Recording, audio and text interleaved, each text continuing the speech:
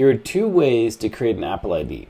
The reason you want an Apple ID is because everything on Apple requires your Apple ID. The App Store, Apple Music, most of your settings, iCloud. It's central to having an Apple device. Not just a phone, any Apple device. So the first thing you want to do is go into the settings, right here. And I'm signed into my Apple ID account, but when you're not signed in, there'll be a call to action here to sign in or to create a new account. Just tap on that and you'll go through the steps to create a new account.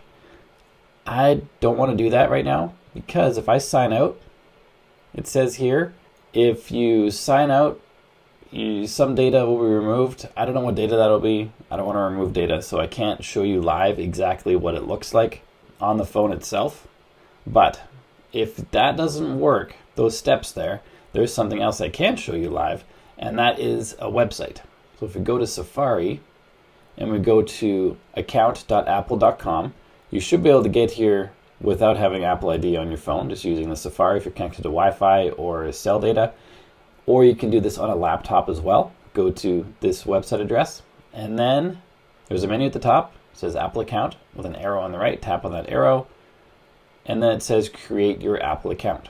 And there's going to be a form that you fill out. This is pretty much the exact same form that you're going to encounter inside of the settings, where I can't show it to you live. Pretty much the exact same phone. Just fill in your details, enter a phone number if you have one. I believe that's not a required field. It doesn't show which fields are required. But if you have an iPhone as a cell phone, you probably do have a phone number.